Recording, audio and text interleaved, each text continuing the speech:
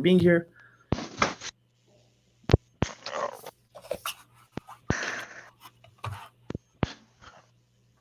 All right, this is Wednesday, April the 1st, 2020. And here we are on this live stream with some industry leaders talking about the future of the technology industry.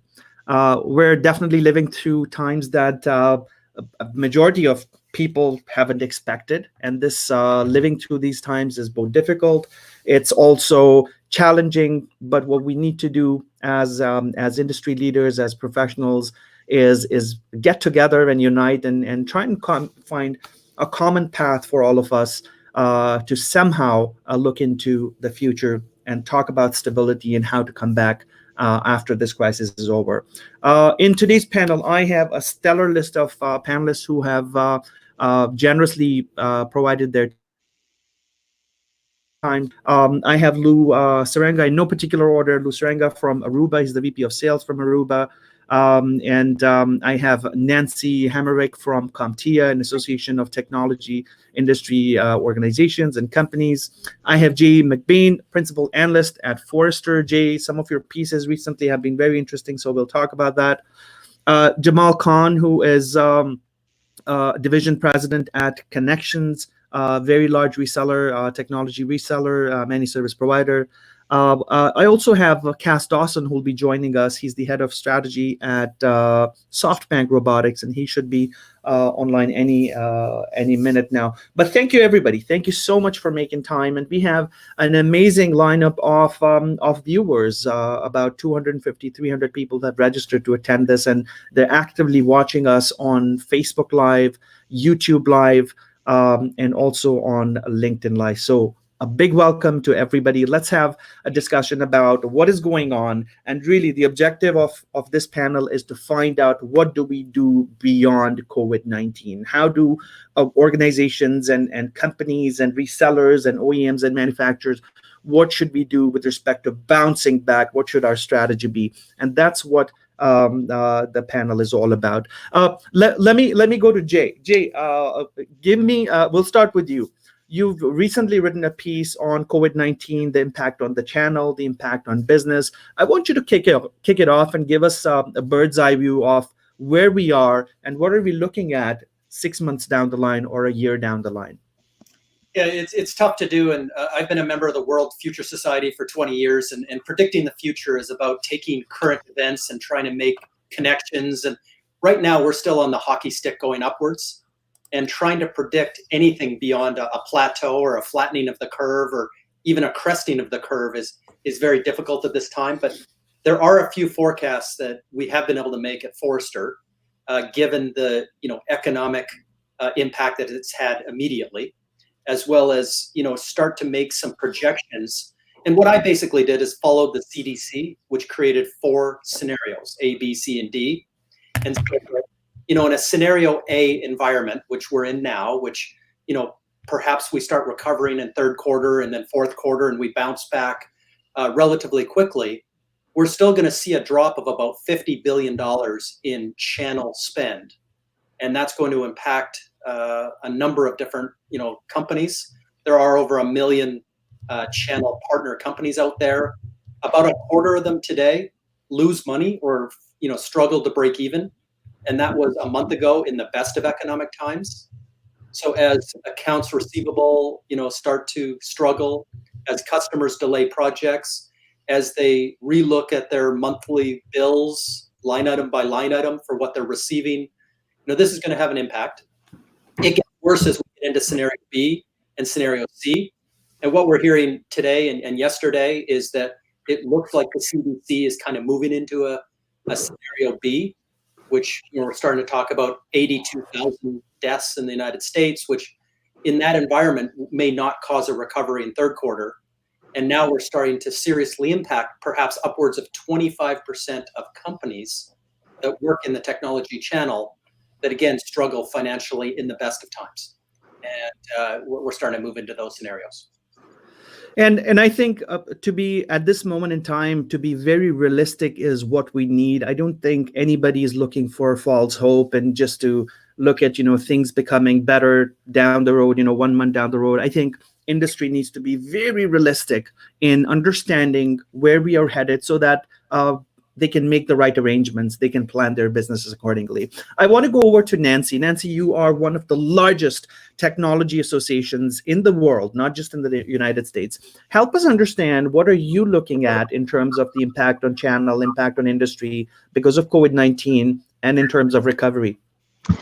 So we just did a survey. We threw a survey out to our members. We have about 2,000 corporate members globally and about 250,000 individual members. And we are really in interesting times here. We're seeing the great majority now, up to 92% of them, working from home and trying to adjust themselves to a new reality in remote working.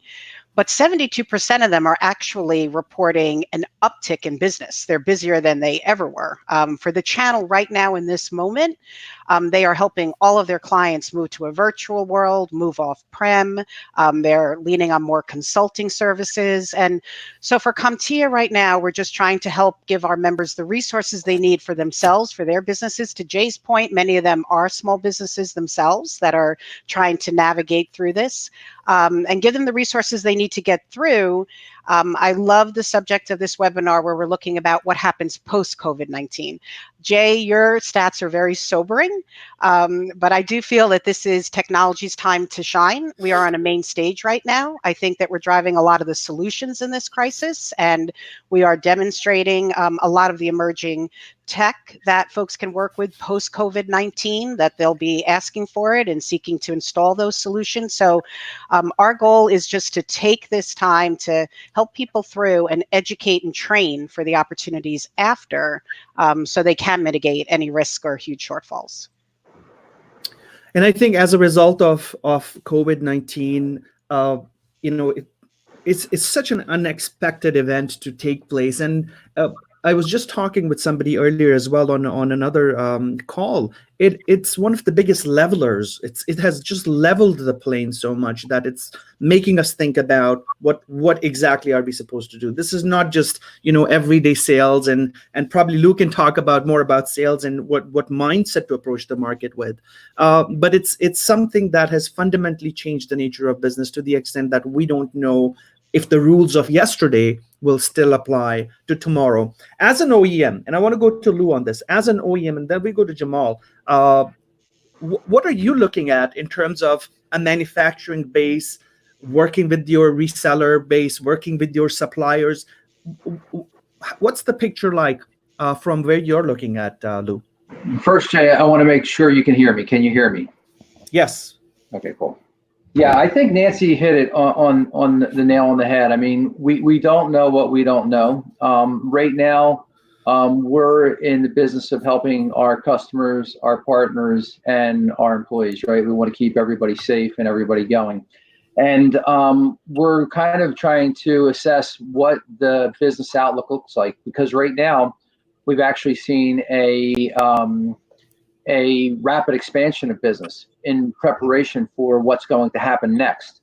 And then if you look at, just some of Jay's thoughts about what some of those sobering statistics are, is will we see a huge decrease in business in, the next quarter and the following quarter? So ultimately what we're trying to do is keep our employees safe. So we've moved everybody to work from home. We've shut down all of our offices and we've enabled them, right, with tools like we're using today. We see a huge shift from our customer base to say, hey, how do we get people working from home? And there is a subset of those users that are power users, whether it be clinics that people are trying to stand up very quickly in healthcare, whether it be customer service reps in healthcare or in finance, or whether it be power users. And those are new challenges that some organizations were prepared for and others weren't. And we've seen a huge influx of orders for those types of technologies. And I think that is something that we are going to see continue to materialize in the next quarter and the quarters thereafter. How do you deal with this type of pandemic in the future? What technologies can you enable to keep your workforce going, keep them safe? And I know there was a Forrester report that came out from one of Jay's contemporaries, JP Gallner, and he said, in the future, companies are going to have to actually present themselves and attract employees on the way that they would handle a situation like this if it happens again in 180 days or God forbid, in another year. And I think we're starting to see those types of plans occur, Jay. But right now, we're really focused on taking care of our customers and our partners. We're focused on primarily prioritizing healthcare, government, and telecommunications to keep those industries going. And we're dealing with a bunch of other, logistical issues with supply chain, and I can talk about those later as we continue to have the discussion. Thank you, Lou. So in many aspects, we're still putting out fires. We're still trying to figure out how to best make things work, because we don't have a system to work under these conditions. And I think it's time to really get together and jump up. And we're getting some really nice comments from some of our viewers as well. Kathleen says, great point. This is the time for technology to take the lead. Susan Kostbar says, huge shift to remote work. So there's about 100 people watching us right now live, and there's other people that I cannot track, but they're watching us as well. I also have Cass, who's joined us from SoftBank Robotics. Cass, I'll come to you in 1 second. If you can hear me, that's great. Thank you. But I want to go to Jamal. Jamal, Jamal is a division president for Connections. Connections is a very large reseller of technology, managed service provider, VAR potentially. Jamal, tell us, what is the situation from your end? How are you looking at this entire impact of COVID on industry in general, on the technology supply chain, and where do you think we are right now? So Ian, thank you for that question. I think first and foremost, I will sort of echo sort of the previous comment. Can you hear me? No. Yes, we can. Cass. This is a miserable cluster. Go ahead. All right. And so the general sort of situation is that it is a very fluid situation. I think everyone's making that argument, and Lou made that argument as well. And in some ways, there is a little bit of a react mode. How do we sort of handle the inbound needs of our customers and our employees? And so from our perspective, when we're looking at this challenge, there's a tactical challenge, and then there's a strategic imperative that we need to contend with. First and foremost, our employees are of critical importance. Those are our critical resources. So keeping them safe and informed is of primary importance. And there are a lot of actions that we've done internally within Connection to sort of enable that.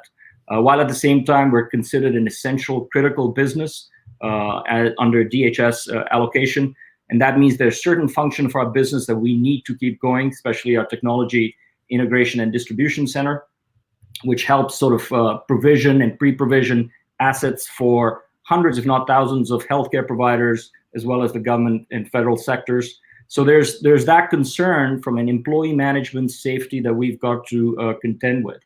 From a strategic imperative, our challenge is to identify and sort of figure out what the new normal is going to be, and sort of juggle sort of the near tactical challenges of inbound spike that we've seen in Q1 from our customers, primarily because they are also in a react mode of sorts, which is, how do I get my workforce remote? How do I build out my core infrastructure, make it stable to contend with that inbound need? But then also looking at sort of downstream, the impact on the industry based upon the new normal that we can all speculate on, but we're not exactly sure what that would be. And that lends itself to areas like data and AI and sort of single sources of truth as companies move more towards remote management, workflow and process automation. So there are lots of changes on the tech side from a strategic perspective, but in the short term, it's very tactically driven. It is, how do we keep our employees safe? How do we contend with our customers' needs, where we've seen a tremendous growth in the last few weeks and months, and how do we keep our operations working in a smooth fashion? Thank you so much. That makes so much sense, and I'm trying to bring together different perspectives from different parts of the industry. So we have OEM side of the industry, we have the association side, we have the research side. I want to talk to Cass. Cass, I can see you clearly. I can hear you as well. Do you want to give me a sound check? Sure. Check. Can you hear me? Perfect. I can hear you. Cass, you're with SoftBank Robotics. SoftBank manufactures a lot of different things. You also have Pepper, the robot, which is so popular, and that's how I know SoftBank. But more than hardware, you're also a software company. You do a bunch of different things. Tell us what are you're seeing? What are you seeing as a global company in terms of the change in the supply chain, the change in manufacturing goods ready to be shipped out, but because the logistics chain, supply chain is broken down, it can't be moved, or some other impact because of COVID-19? So thank you. It's good to be here. Also a little embarrassing to be on a tech panel and have all of my technology failing me. So thank you for bearing with me. No problem. I think this is a very interesting time, as we've all talked about. There's uncertainty. There is certainly fear going around the world. And what we hear in terms of talking about how technology may be able to help and what this is going to mean for the future is a real critical watershed moment for us, especially in the robotics industry.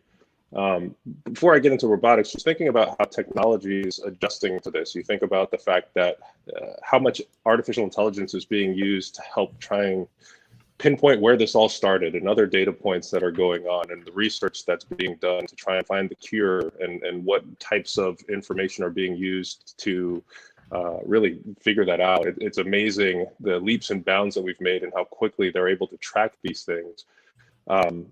Second thing is you start thinking about how our work is impacted, and you look at the fact that we're doing a live stream here now, which is taking place of maybe a physical event that could happen someplace, but Zoom meetings are all over the place. You also see resources, a lot for the parents out there with their kids at home doing homeschooling. So technology has really stepped up. And is taking its time to share with the rest of the world how it can help in these uncertain times. What that means for robotics is interesting because, as I said, a watershed moment. Right now, we're in a space where our narrative doesn't change. Robotics have always been about automating menial or repetitive tasks. And so right now, the ability to automate those tasks and free up staff to do other things is critical. Whether you're talking about in grocery stores and you're stocking things, so you've got inventory robots, you talk about some of the cleaning robots that are out there. We've got an autonomous vacuum sweeper. So that can take on some of the vacuuming challenges that custodial staff is typically meant to do and free them up to do the disinfecting that we now require of our cleaning staff. So the places where we work or live or go and buy groceries, the automation is helping to free up staff to do things that are more impactful and more necessary for us to live in this new COVID-19 world. Thank you so much. That makes sense. I also want to encourage all of you, if you have a question for any of the panelists, please feel free to ask them. It's a discussion rather than a one-way channel. I want you to have a discussion amongst yourself as well. I want to ask Jay, do you see, and as Forrester, do you see this becoming an accelerator for automation? And as Cass just mentioned, there's a need for robotics. There's a need for, AI could be accelerating. Smart city development could be accelerating. Contactless, touchless. The Amazon stores that are coming up. It could be literally a revolution in a different way. Assuming we all come out of this healthy, everybody's doing well. What are your thoughts on this fueling the automation revolution, Jay? It's a great question, and what we're seeing is this is actually happening in stages. So to go back to Nancy's comment about 72% of partners seeing an initial upsurge, we're in triage services right now, making sure that everyone has laptops, everyone has networks and a VPN they can get into and can get access to their jobs. And this is a massive undertaking from a security perspective and compliance and governance and all those things.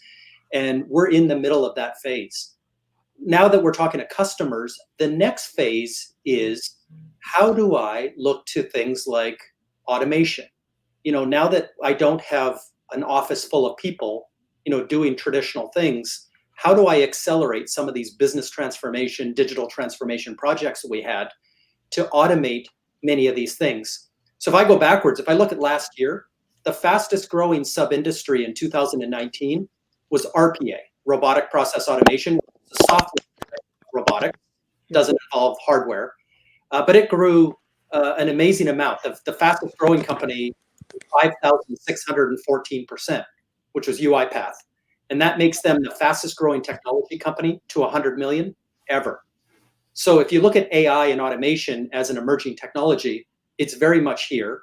It's going from early adoption to early majority. And I think COVID, as we get into this second phase of COVID, beyond triage, is going to accelerate even more. It's going to move, the customers to the cloud even faster than it's happening today. Mm-hmm. And it's going to accelerate robotics, RPA, BPA, business process automation, business process outsourcing. All of these industries are going to be huge opportunities, I think, as we get into third quarter. Okay. There's a question for you right on the screen. Chris is asking, how does Forrester foresee the impact of COVID-19 on the smaller vendors and MSPs as well as startups? Well, this is it. So, I just read a survey where 87% of businesses now are negatively affected. As Nancy said, though, the channel is an essential service and has an initial surge of opportunity that comes out of what we call these triage services. Longer term, though, as budgets get constrained, as projects get postponed, as current spend gets interrogated, line item by line item, this is going to have an impact. I said earlier, if we don't start recovering in third quarter, if this actually turns into an economic downturn, much like a 2008 scenario, upwards of 25% of VARs, MSPs around the world, there's 600,000 combined, do not make money or struggle to break even in the best of economic times. And so Nancy, Nancy, you work so much with VARs, MSPs, vendor communities. How do you look at Jay's comments on if we don't recover by Q3, things are going to look pretty different and bleak? Yeah, I do agree with that. I think this is a big inflection point for the industry where we're going to separate the wheat from the chaff. And there are going to be folks that are prepared to move forward. I think there's going to need to be a lot of considerations. I do believe there's going to be a greater demand to implement technology, but there are going to be cash flow issues and customers are going to be strapped for cash and wanting to deploy these new solutions. I think we have to change the way that we're working in the channel here, right? And I think vendors have to work on their programs with partners. Can you hear me? Okay. Yes, yes. There's a question that's also on the screen about M&A activity. How will COVID-19 impact? 100%. I think we're going to see more of it. I hope it's with the larger MSPs absorbing the smaller. I think we're going to start to see a lot of partnering. We've been saying that for a while. There are some integrators, MSPs that have moved more towards services and consulting and solution selling and driving emerging tech. And there was still plenty of business for those that were in the infrastructure. But I think that's going to change now. I think this is a big inflection point and you're going to have to see more partnering. I am a little nervous about some of the big hedge fund companies coming in here and disrupting our channel and like scooping up this opportunity. I think we have to be careful of that. I would be a much bigger proponent of, we're already starting to see it, some larger sized VARs and MSPs in a region absorbing the smaller. I want to take the question about partnerships to Lou from Aruba and also to Jamal from Connections. You work on two different sides of the industry as an OEM who works with partners, selling all that you produce, and also Connections. You're also a VAR, you're also a reseller. Let's take the question to Lou first. Lou, how is a company like Aruba or a manufacturer of your stature looking at exploring new partnerships, maybe exploring new channel mechanisms, that non-traditional channel formats? Well, I mean, I think this is an inflection point, right? And we're working really closely with our partner community, and Connections is a great HPE Aruba partner, which is something I would just mention out loud, and we greatly appreciate that. All of our business at Aruba is delivered through partners, and what we're doing today is going out and trying to enable those partners to deal with this environment that we're in. So that challenges us all, and I think we're really resilient. I mean, the U.S. economy, the technology industry, it's really resilient. So we're all learning new skills here, and we're learning how to transfer and transform our organizations to deal with this challenge. So some of the things that we've done is we've actually gone out to our partner community and said, hey, we're looking for actual volunteers to work with people that are on the front lines to help them to deploy our technology to allow them to get their environments up and running quickly in health systems and government. We've had a huge influx of partners that have raised their hands, as well as customers who have said, hey, we want to volunteer. And that's our Airheads community. In parallel to that, we're going out to our partners saying, hey, how can we help you enable your services business to continue? But we know you can't go on site and actually deliver those services. So what can we do to actually enable you to deliver the services that will allow to get these customers up and running, or to add technology to their existing environment without having to go on site? And what can we do with you there? And then we're just going back and looking at our partner program, finding out different ways that we can enable partners in this difficult period of time to help them help our joint customers to continue to stay in business. But I think it is going to be interesting how long this lasts and how stretched some of our partners become. In parallel to that, in the back end, our supply chain, we're doing a lot of work with our supply chain to shore it up and to create alternative paths for our supply chain. Now, that process is ongoing, and it had been ongoing for probably the past 2.5 years. But I think there's a whole different challenge that maybe Jay or Nancy could talk about that we have to look at as it relates to supply chain and making sure that we can actually deliver the technologies that are meaningful to customers under the constraints of a pandemic like this. And that's another big challenge that we're working on a day-to-day basis. Thank you, Lou. Jamal, I want to ask you a question on what Lou just mentioned. And I want you to help us understand, what does the channel need right now from OEMs, from manufacturers, in order to serve their clients? You're the best person who can tell us a little bit about this. Yeah, and I'll take one step back and sort of preface this response in a way, which is that these challenges that we're talking about are challenges that the industry's had for many years. I think what the pandemic does in some ways is sort of speeds up our need of shifting. And I'll state what those challenges are. One, and I think Nancy and others would agree as well, there's always been this struggle for the value dilution that's occurring in the channel, right? And that's why you've got this chase on the part of the VAR or the reseller, the national solution provider community, to go and identify how do we bring back the value into that VAR equation. And that's driven in large measure by a whole bunch of things that's happening within our ecosystem. First, the products themselves that our OEMs are developing have changed. I often give the example that 15, 20 years ago, when I needed to set up a web server, I needed to go buy a Netscape CD. I needed to go buy a server. I needed to provision a T1 line. It almost took me 4 to 6 weeks to get a web server up and running. And there was tremendous value for a VAR to provide that level of service to an end customer. I mean, today you can have a multi-core processor with integrated security running on the cloud in literally minutes. So the question that keeps being asked of us by our customers is, what is the value that you're bringing into this equation, into this relationship, as the products that the OEMs are developing have become much smarter and easier to implement, but perhaps more difficult to consume. The second challenge is the flux in this industry. Historically, 10, 15 years ago, it was very easy for us to clearly delineate between a disti, a reseller, an OEM.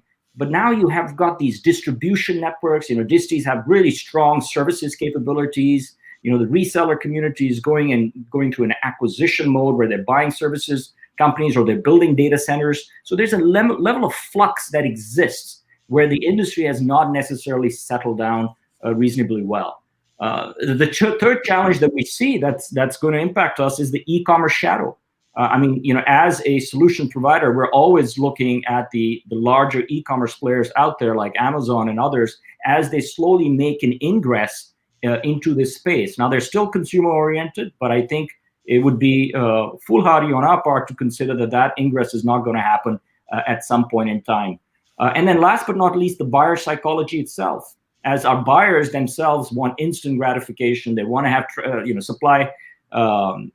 supply chain visibility, they want to have pricing visibility and transparency. That whole buyer psychology has shifted on us. So what the pandemic or the COVID-19 in some ways is doing is just speeding up all of these challenges in large measure that we have to contend with. And at Connection, we've been thinking about these challenges 2-3 years ago. And we've been sort of going through the process of one, certainly building greater alliances and relationships with our key partners like HPE, Aruba, and others, but also looking at a completely new ecosystem of partners out there that enable, and these are sometimes much smaller, more innovative partners that we can bring in that enable that digital transformation shift. So I think there's no one single panacea and approach. There are a lot of these moving parts, and COVID-19 just brings all of that front and center and accelerates that change. Thank you so much, Cass. I want to ask you a question. As an OEM, as a company that does both hardware and software, as an organization that has a huge global footprint, and so you also work with the channel. You've also got the software, hardware parts. What do you think about cloud? Do you think the current crisis is getting OEMs like yourselves or others to think more cloud? Because I think cloud might might scale really fast in the next few months, and cloud offerings, we might see some new things come to the market. What are your insights? So I think, can you hear me now? I had to take my earbuds out. Are we still good? Yeah, I can hear you. Yes. So I think it's important to think about when you talk about the cloud, we talk about technology, we talk about our industry and business. I think, as I mentioned before, we're uniquely suited to help the rest of the world get through all of this. And everything we've been working towards is going to drive that. And yes, we should all be embracing the cloud because it is a way to more quickly get information and solutions out to people, and that they can then share that with either their customers or end users. But it's important to responsibility standpoint. What are we doing for the rest of the world that's not in the tech industry? If we're taking on the responsibility to own and fix things, you think about the restaurant workers that are now out of jobs. You think about all of those other industries where unemployment is up substantially. It's on us to try and figure out how are we going to up level that. So, is there an opportunity to do some retraining of the workforce as we think about technology solutions being there? And absolutely, that can exist and does, in many instances, exist in the cloud. And so bringing in some of those other folks who had some, we'll call them, some of those blue collar or more manual work that was being done are going to have to get retrained. And I think some of the things we should be thinking about is how are we going to retrain the workforces for this new world that we live in? So cloud absolutely is going to be a big part of that. And the solutions that we do and how we're getting out there, when we talk about, are we comfortable going outside in the world now? If we're not, then we're stuck in our houses for a while, and who knows how long that's going to be. And to do the things that we're doing, even having this conversation, we're all going to rely on the cloud. So we need to be embracing that and thinking of new ways to empower that. What about some things? There's a question on the screen as well. MB Ostrider is asking, we're seeing many manufacturers announce price increases. Also, U.S. government is putting cash into the economy. What inflation effects are we anticipating? How to prepare from them, and so on? As an OEM, what do you see happening with respect to supply and demand, and generally things becoming more expensive? Should suppliers be worried about that, or customers be worried about that? And this is a generic question, not specifically with respect to SoftBank. So I would say even before coronavirus, and you're looking at some of the tariffs that were hitting, prices were going up across the board, right? A lot of technology, as we know, is made in China. The China tariff was really impacting what we had to do and how we can continue to put products into the marketplace. It was challenging that from a pricing standpoint. So that is not necessarily new as a result of coronavirus. What is new is that as the economy suffers, we need to be thinking about creative ways to not necessarily just jack up our prices, but how are we meeting the needs of our customers, not just through this environment, but in the future. If they're letting workers go, if they are reducing their spend, it seems unrealistic, especially for us in the robotic space. How can we're trying to break through? As I mentioned before, for us, this is a watershed moment. Yeah. So a lot of clients right now weren't thinking about robots, and tied to all of the pop culture references of I want it to do more or it's going to steal my job. We've been pushing and trying to get people to understand the value of that. So for us to try and break through, our answer specifically is not raise prices. That can't necessarily be the fact. Now, what we have to do is pay attention to our costs to ensure that we're not necessarily raising our prices and be mindful of all of that. it's going to be a challenge for everyone. I mean, as the economy tanks, it just doesn't make sense raising prices. So thank you, Cass. Thank you. Yeah. Thank you. We're almost halfway past the mark. We've got probably 10 more minutes left in the panel. I want to shift gears and summarize what we've talked about so far. So first of all, I think we're at a point where the nature of how we talk to people is changed. The nature of engaging, selling, partnering up, it has fundamentally changed as many people now are working from home, and you see videos being posted online, and people are dancing in their home offices. There's an entire revolution of a certain kind taking place. So this is going to have a profound impact on when people come back to regular work and they work back from their organizations and companies.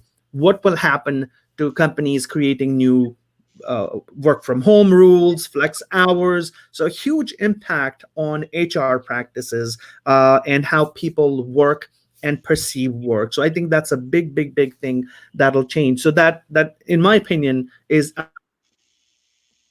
encompasses people, again, how people work and why they go to work and how they want to earn their living.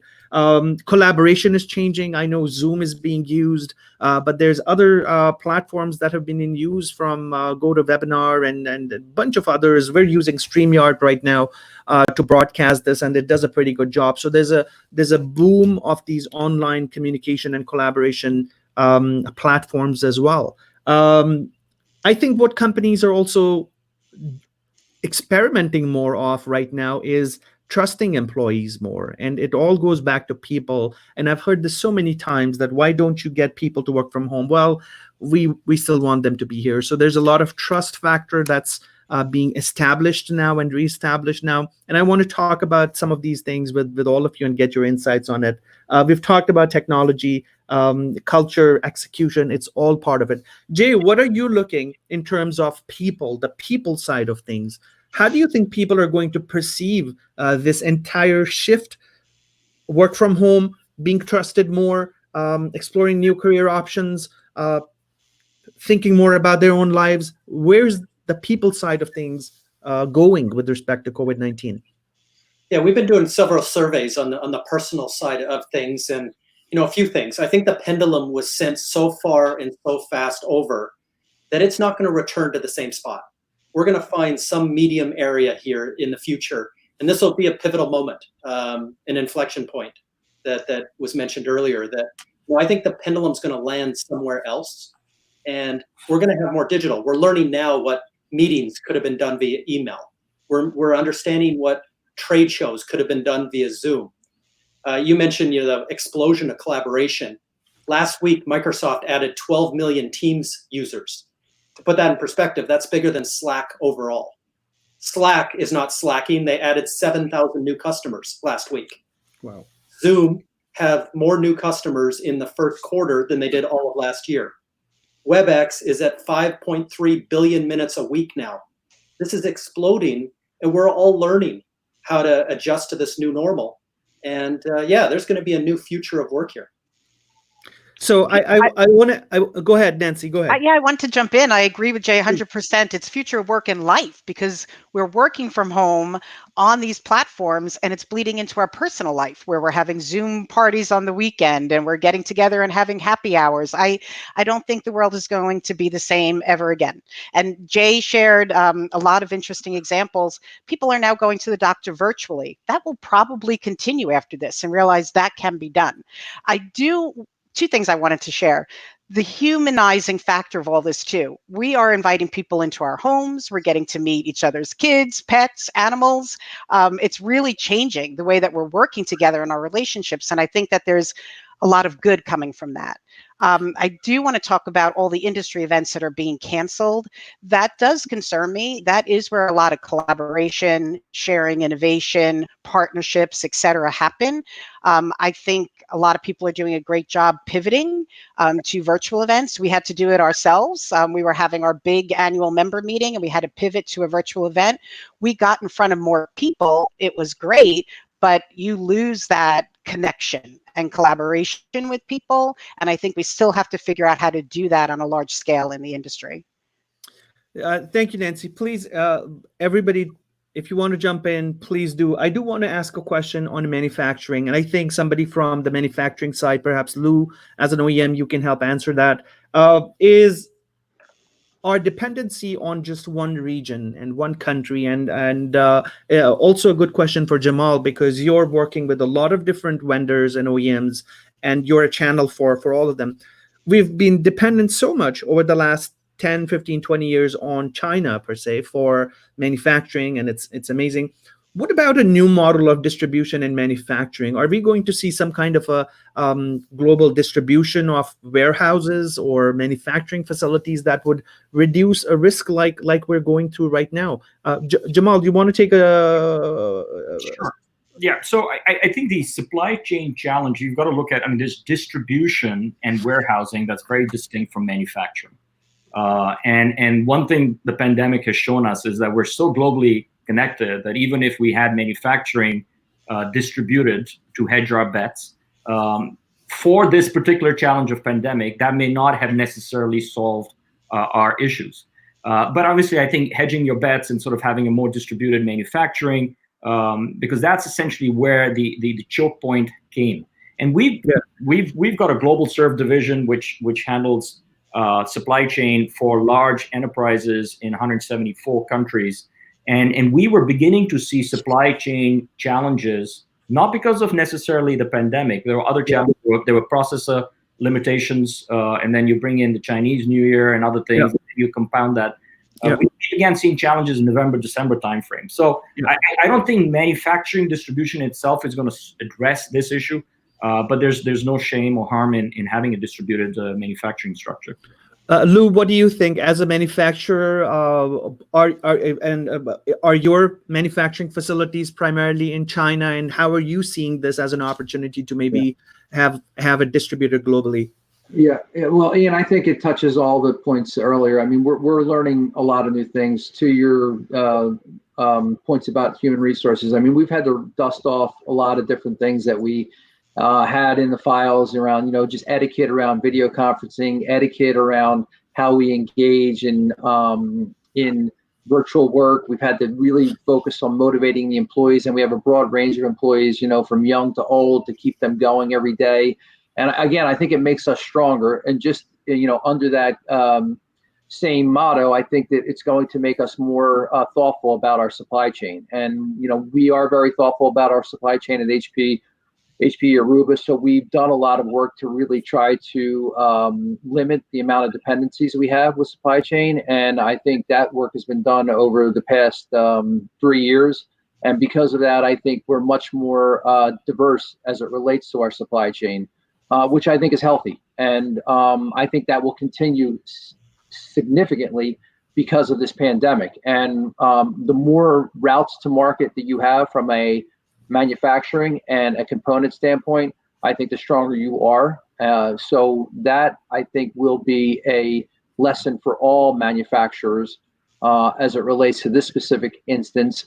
And I think it will make us much more robust to be prepared for the next instance. But yes, we are looking at that every day. And I have to give obviously a forecast to supply chain, and I talk to them every single week about where our limitations and our surpluses are. Thank you. Now I have a question from Christina. That virtual will never completely replace face-to-face connection, and I can think of several situations I'm in now that would be easier to resolve if I could get in a room and communicate face-to-face. And this is one of the concerns that we're dealing with. That it's much more easier to pick up the phone to meet people and to get things resolved. One of the things that I've seen with a lot of people that I work with my clients is a sort of a paralysis, and I'm being very open in this conversation and panel, that people are still trying to figure out what to do. And I think at this hour, I think leaders need to come together. They need to step up. They need to pick up the phones, start calling clients, making sure everybody's doing okay. And I think there's such a big need for everybody to step up. And of course, people are doing that. But I think this is the time to serve your industry, serve your clients, and ensure their safety and what they need. Anybody wants to share thoughts on how to best go about it? More like advice for all of our all of our viewers, because we're also running short on time.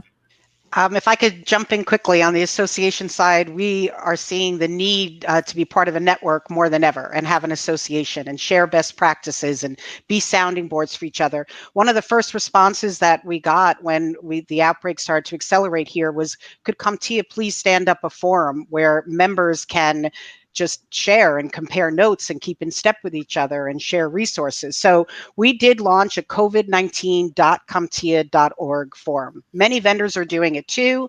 I think that's a best practice, allowing your partners to talk to you and each other. But on that forum, we have more than 1,000 members, more than 7,000 page views. People are looking for resources. I saw an old friend, Patricia Rush, ask a question on what can we do now? And I think Jay made a very good point that we're in triage time. The channel is all about partnership. Vendors being good partners to their partner channel, maybe relaxing a little bit on terms, relaxing on pricing. The MSPs and the resellers for their customers, maybe they have to think about 60-day terms. Everybody has to help each other with being that trusted partner, right? And that's like what the channel is so known for. We would not have survived this post 9/11 or even 2008 recession with the channel we had. They were just migrating to be MSPs and being true business consultants and MSPs. So I do want to give a shout out to everybody that's working really hard in the channel, talking to their customers, talking to their partners, just being humans, right? And giving their best advice and support. Thank you, Nancy.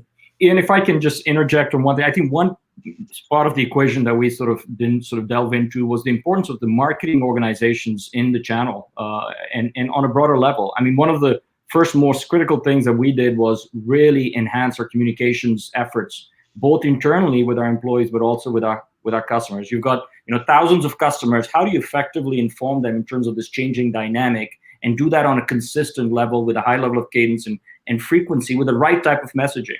So marketing has, in a lot of ways, and communications have been on the forefront of trying to get that message across. Not to mention the changing dynamic as we see certain verticals and segments sort of attenuate. So, for example, the travel, the commercial aerospace industry, certain segments which are slowing down, having to be supplanted by other segments that marketing needs to really pivot very quickly, both in terms of changing product dynamics and then taking them to market.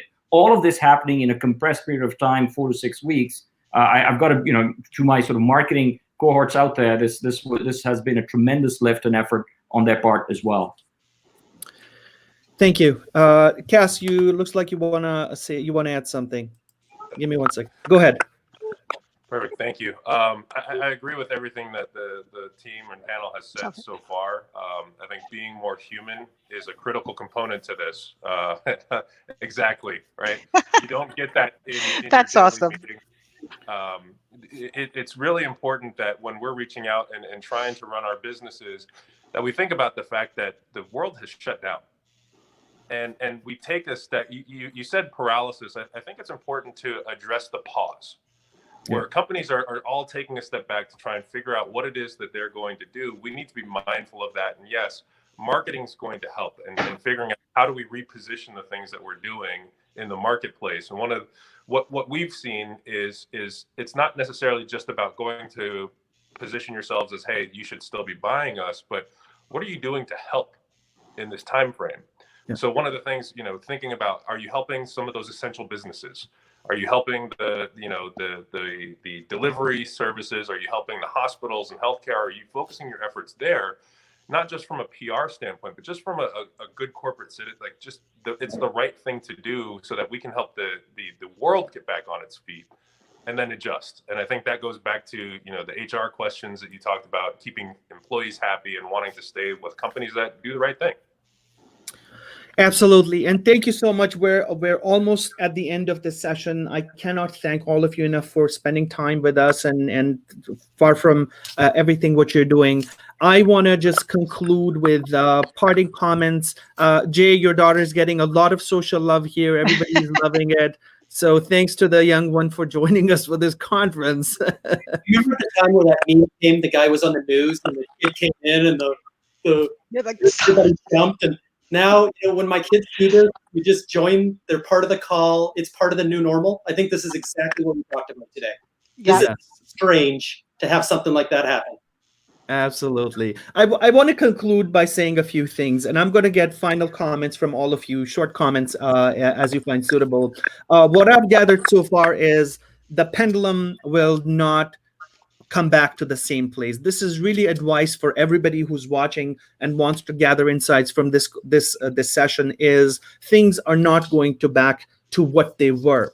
I hate to disagree, but this is not the new normal that we're living. I don't think this is the new normal. We're getting towards a new normal. I think we're in a transition phase. I really suggest everybody to relook at how they engage with their clients, what messaging they send out, how integrated your sales, marketing, PR, communications, everybody as an organization is, what leaders are telling their teams to do, and how that communication has changed and should evolve as a result of this. And it's not just COVID-19, but generally as how we're finding a new way of doing business. The world of virtual is expanding rapidly, and I personally see a lot of growth in cloud. So if you're looking or thinking about cloud services, cloud products, my recommendation and suggestions to everybody watching the call is go and explore it, see what products and solutions you can find, sell, resell as an OEM, maybe create new products and help create, add value to this new world of virtual. Nancy mentioned something about forums. So people are hungry to get together, to talk to each other, to learn from each other. We've had about a few hundred people on this live stream today viewing all of you and learning from all of you as to what we should do. Some people are saying disruption is a good thing, transformation on steroids. There's so many comments I'm receiving on the chat. So people want to engage, and I think we should be out there helping them. And pivot. Pivot is I think the biggest and the most common well-used word right now is how do we pivot? How do we augment our services? How do we create a new direction for our businesses, organizations, and what we do? And those are just some of my insights. How about we do a round of final comments starting from Lou? Tell us what we should do. What should people do right away? Maybe one or two things they can practically do and change the direction of where they're headed. Well, I think that we have to, at a macro level, stay active, stay positive, and stay healthy. And, that's a message that HPE is communicating broadly across our organization. And HPE's motto is to do good. That is the corporate mantra, and it's to serve. And I think we all talked about serving, and we are actually out there trying to serve our employees, our partners, and our customers. It's going to be a huge transition, right? And we have a lot of different challenges, but I think as we go through these iterations, it's going to make us think a little bit deeper and a little bit broader. I'm worried about the people that will be impacted, the 30% of the partners that will be stretched that Jay talked about that may not be in business after this type of scenario. We're really concerned about them. But from a standpoint of remaining positive, I think that we all have an opportunity to serve and to help those people on the front lines. Aruba is a big advocate of this. We're actually donating 50,000 outdoor wireless kits to healthcare organizations across the world. The more important thing about that, Ian, is we've asked our partners and our customers to volunteer to donate their time to get those kits implemented and up and running for the healthcare organizations across the world. And the amount of response we've had has been unbelievable. Thousands and thousands of airheads, as we call them, our loyalists, both partners and customers, raising their hands saying, hey, we want to be on the front line helping these health institutes, getting these outdoor wireless pop-up kits up and running. So I think it's a great example of how people can come together, and we have to stay together and stay strong, stay active, and stay healthy. So that's really my macro level message. Thank you, Lou. Nancy, how about yourself? So my mantra lately is the comeback is always greater than the setback. And I agree with you that this is just a time of transition. I hope to God we're not in this more than 6 months or through the end of the year. But there is going to be a new normal that we should all get ready for. There's opportunity in every challenge, and I think we're all seeing the opportunity and learning lessons now. my advice would be, and I love all of Lou's advice, first of all, stay strong, stay positive, stay healthy. It's really all about family and our personal, mental, and physical health now. That's got to be the focus, right? But use this time to retrain yourself, right? And learn more information as we get ready for the new world coming. And I really do believe there'll be greater demand for a lot of these emerging technologies. Take the time to learn about them. Take the time to get certifications. We're actually getting opportunity from the government, one of our largest customers in certifications, while they're furloughing their employees because a lot of them were not set up to work from home. Use that time to train and get a Security Plus or a Network Plus and be ready for what they think might be the tsunami of activity that's going to happen once we get to a new normal. CompTIA is also offering free IT fundamental training to get people started on a certification path. There are going to be a lot of displaced workers in this. We talked about this from the service side, some of the smaller MSPs, as Jay mentioned, but there are more than 800,000 open positions in our industry right now. So there's plenty of opportunity, and this might actually help to strengthen our workforce, right? So, but get through these times one day at a time and plan for the opportunity in the future. Thank you, Nancy. I just want to add to that I've registered for 2 courses on Coursera this week because I want to take this opportunity to learn things that I haven't been able to focus on. I've got some extra time. So online communities, Coursera, edX. I teach at a university in Europe, ISAD, and we're designing a new course to help learners learn more about blockchain. So there's so much happening. I really encourage everybody, as Nancy mentioned, is to go online, look for a course, look for some education, and start studying. Up your skills right now because jobs are opening up, new opportunities will open up. And so sharpen your saw, as Zig Ziglar said, sharpen your saw. You've got to get in there and be stronger when things look in the right direction. Cass, let's have your comments, parting comments. Pieces, actual advice that people can use right away. So I think what we all need to be doing, as you said, in terms of thinking about how we're going to be coming out of this, is support the workforce, whether that means supporting yourself or supporting the people that you work with or work for you. Find ways to support them through this, whether that be mentally, physically. We're all dealing with this and struggling to get through it. The way we think about it is we have the physical ability to help different workforces through robotics, as a lot of technology companies have. We have a software solution to provide for folks. For us, that's an automation. And as we've already, I just reiterate the fact that we have to support the virtual education. So how are you helping your existing staff or team members in training and up-leveling their skills, but also for those people that are potentially out of work? We got to retrain the future workforce. So just reiterate those facts and stay positive for everybody out there, because we will get through this. Thank you. I'm going to go to Jamal, and Jay will finish off with you. We started with you. We'll finish off with you. Jamal, give us final pieces of advice, 1 or 2 points that viewers can use right away and do something with it. I think I'm going to echo the smart panelists who came prior to me and express the same point. I think from a connection perspective, we've always been a very family-oriented company. Yes, we've got thousands of employees, but I think it's a 30-year plus legacy within Connection that, we are a family.